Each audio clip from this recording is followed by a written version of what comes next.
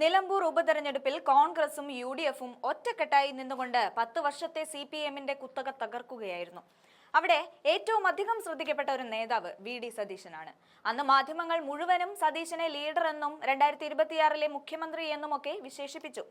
എന്നാൽ വൻമരം വീഴുന്നത് പോലെ രാഹുൽ മാങ്കൂട്ടം വിഷയത്തിൽ VD സതീശൻ എടുത്ത ഒറ്റ ബുദ്ധി തീരുമാനത്തോടെ സതീശനിസത്തിന് വല്ലാത്ത പരിക്കുകളാണ് പറ്റിയത്. അതായത് സതീശൻ അഹങ്കാരിയാണ് എന്ന് മുദ്രണം ചെയ്തുകൊണ്ടുള്ള പോസ്റ്ററുകൾ പ്രത്യക്ഷപ്പെട്ടു. സതീശൻ ഒറ്റപ്പെടുന്ന അവസ്ഥയിലേക്കാണ് ഇപ്പോൾ കാര്യങ്ങൾ എത്തി നിൽക്കുന്നത്.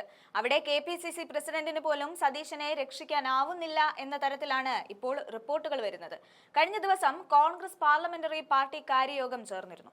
ഇവിടെ കുഴൽനാടൻ അടക്കമുള്ളവർ സതീശന്റെ അഹങ്കാരപരമായ നിലപാടുകളെ ചോദ്യം ചെയ്യുകയും രൂക്ഷ വിമർശനം അഴിച്ചുവിടുകയും ചെയ്തു എന്ന് ഇന്ത്യൻ എക്സ്പ്രസ് റിപ്പോർട്ട് ചെയ്യുന്നുണ്ട്. കൃത്യമായി പറഞ്ഞാൽ പ്രതിപക്ഷ നേതാവ് VD സതീശനെതിരെ രൂക്ഷ വിമർശനമുയർത്തിയും നേതൃത്വത്തിന്റെ കെടുകാര്യസ്ഥത ചോദ്യം ചെയ്തും കോൺഗ്രസ് നിയമസഭാ കക്ഷി യോഗത്തിൽ കൊടുങ്കാറ്റയച്ചുവിട്ടു MLA-മാർ. യോഗം അപ്രതീക്ഷിതമായി അവസാനിച്ചതിനെതിരെയായിരുന്നു MLA-മാരുടെ പ്രതിഷേധം. VD സതീശന്റെ നിലപാട് അഹങ്കാരം നിറഞ്ഞതാണെന്നും MLA-മാർ തുറന്നടിച്ചു. തിങ്കളാഴ്ച ചേർന്ന നിയമസഭാ കക്ഷി യോഗത്തിൽ 5 മിനിറ്റിനകം KPCC പ്രസിഡന്റ് സണ്ണി ജോസഫ് യോഗം പിരിച്ചുവിടുന്നതായി പ്രഖ്യാപിച്ചതാണ് തർക്കങ്ങൾക്ക് തിരികൊളുത്തിയത്. രാഹുൽ ഗാന്ധിക്കെതിരായ BJP നേതാവിന്റെ ഭീഷണിക്കെതിരെ നടക്കുന്ന പ്രതിഷേധത്തിൽ തങ്ങൾക്കും സതീശനും പങ്കെടുക്കേണ്ടതുണ്ടെന്ന് ചൂണ്ടിക്കാട്ടിയായിരുന്നു സണ്ണി ജോസഫിന്റെ നീക്കം. എന്നാൽ യോഗം പെട്ടെന്ന് അവസാനിപ്പിച്ചതിനെ MLA-മാർ ശക്തമായി ചോദ്യം ചെയ്തു. Karunagappally MLA CR മഹേഷും Muvattupuzha MLA Mathew കുഴൽനാടനുമാണ് പ്രതിഷേധത്തിന് നേതൃത്വം നൽകിയത്.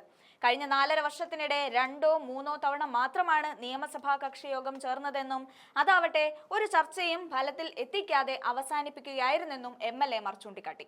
20 കോൺഗ്രസ് അംഗങ്ങൾ മാത്രമുള്ള സഭയിൽ പോലും യോഗങ്ങൾ കൃത്യമായി വിളിച്ചു ചേർക്കുന്നതിൽ നേതൃത്വം പരാജയപ്പെട്ടുവെന്നും അവർ തുറന്നടിച്ചു. ഈ വീഴ്ചകൾ UDF-ന്റെ ഫ്ലോർ മാനേജ്മെന്റ് പലതവണ പരാജയപ്പെടുന്നതിന് കാരണമായെന്നും MLA-മാർ കുറ്റപ്പെടുത്തി.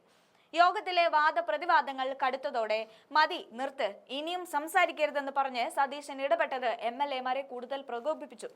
സതീശന്റെ ഈ നിലപാട് അഹങ്കാരമായി MLA-മാർ വിശേഷിപ്പിക്കുകയും ചെയ്തു. നിയമസഭാ കക്ഷി യോഗങ്ങൾ വിളിച്ചു ചേർക്കാതെ പ്രശ്നങ്ങളിൽ പ്രതികരിക്കാൻ MLA-മാർക്ക് മറ്റെവിടെയാണ് വേദിയെന്ന് അവർ ചോദ്യമുയർത്തി. പ്രതിപക്ഷ നേതാവിന്റെ സ്ഥാനത്തിരുന്നിട്ടും സ്വന്തം പാർട്ടിക്കകത്തെ ചർച്ചകൾ പോലും ഫലപ്രദമായി നയിക്കുന്നതിൽ സതീശൻ പരാജയപ്പെട്ടുവെന്നതാണ് ഈ സംഭവങ്ങൾ അടിവരയിടുന്നത്.